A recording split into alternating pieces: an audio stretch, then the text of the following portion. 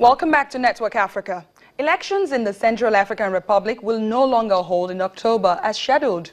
And this is according to the interim president, Catherine Samba-Panza, who hurriedly left the United Nations General Assembly for her home country on Monday. The capital of the Central African Republic is now under a nighttime curfew after days of intensive fighting between Christian and Muslim groups. Fierce clashes between the two groups erupted after the killing of a Muslim taxi driver in Bangui on Saturday. At least 36 people have died in the violence, and the UN says it has forced at least 10,000 people to flee. Meanwhile, the United Nations has expressed grave concerns that the country could be returning to the dark days of late 2013 and 2014, when thousands were killed and tens of thousands had to flee their homes.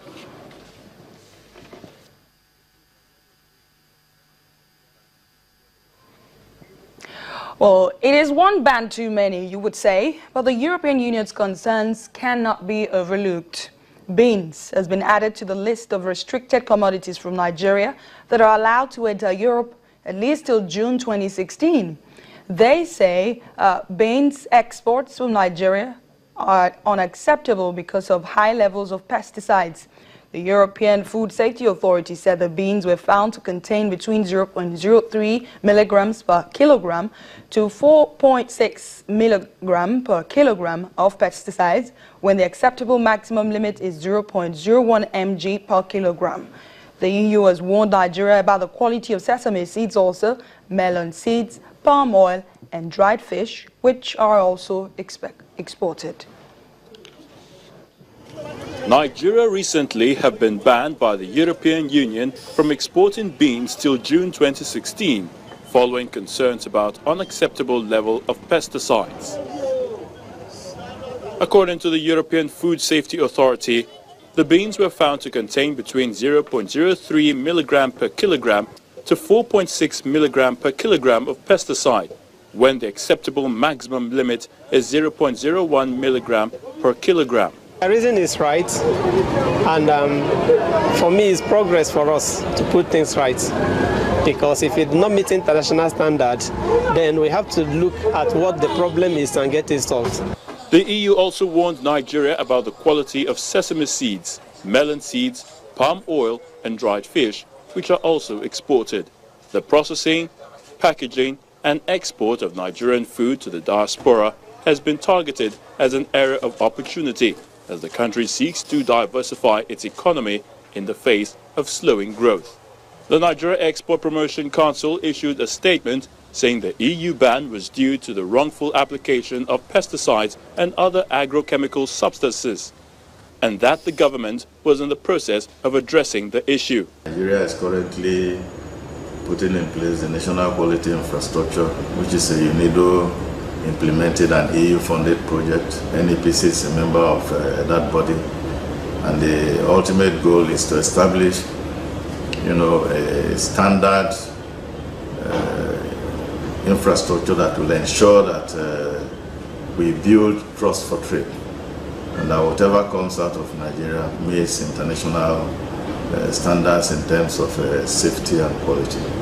Africa's largest oil and gas industry provides around 70% of government revenues. Other areas of the economy have been in decline, leaving the country crippling import dependent. Economic analyst Boris Oshoma says the EU ban is a sign that Nigeria needs to invest in its farmers and have a broader policy on boosting agriculture. Agriculture, when we talk about agriculture, it's all about fertilizer. Fertilizers. And so now that we are diversifying, I think the government really need to look at it holistically. It's a big thing. It's not just about, storage and encouraging farmers with fertilizers. There's a whole lot. If you produce and there is no market for it, then, most of these goods, even the ones that are perishable, will just perish there. And so that is why government, apart from looking at it from the revenue aspect of government, also government need to look at it from, the local farmers' perspective.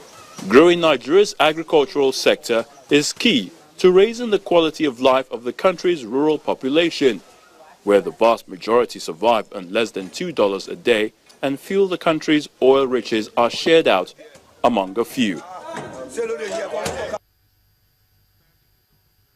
Let's take you back to one of our lead stories about the fact that elections in the Central African Republic will no longer hold in October as scheduled. And this is according to the interim president, Catherine Samba Panza, that is, who hurriedly left the UN General Assembly because of the fighting that had been going on for 3 days, where scores of lives were lost. Now, joining us live from the UN headquarters in New York is Dr. Tunde Omilola.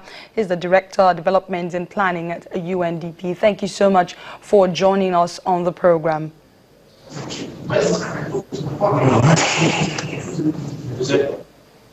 Well, just yesterday we were talking about CAR's future and the elections.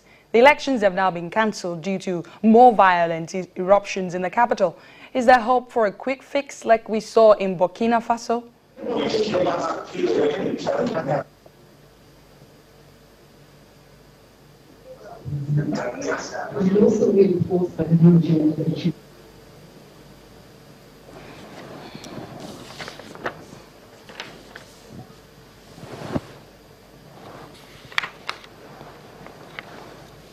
Well, while we tried to establish contact with Dr. Omilola, we brought you a story about the EU ban on beans exported from Nigeria.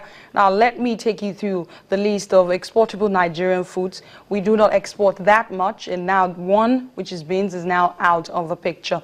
Let's have it on. We have a smoked catfish. We export beans. Melon seed, which is also known locally as the egusi. We have dried pepper, okra, palm oil, which is the bread oil. We have honey. We also have sheep butter, ofada rice, and palm kernel.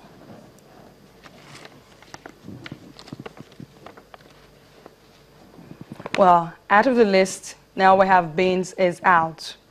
Hopefully, all can be resolved to make sure that we do not keep losing export values. Well, that's Network Africa this time. Thank you so much for watching. But before we go, we would like to take you through the question of the day, which is, what are your thoughts on the cancellation of the CAR elections by the interim president? Again, the question is, what are your thoughts on the cancellation of the CAR elections by the interim president? Is this the right way to go? Will this quell the violence, or will this make more violence to erupt? Please send your answers to networkafrica@channelstv.com, or you can also find us on Twitter at Network Africa CTV. It's quite unfortunate that we could not reconnect to the UN director, which is the Development and Planning Group in UNDP, to speak to us more about the CAR elections. Hopefully we can bring you that interview in our subsequent bulletins. Thank you so much for staying tuned to Network Africa. I am Adeshewa Josh.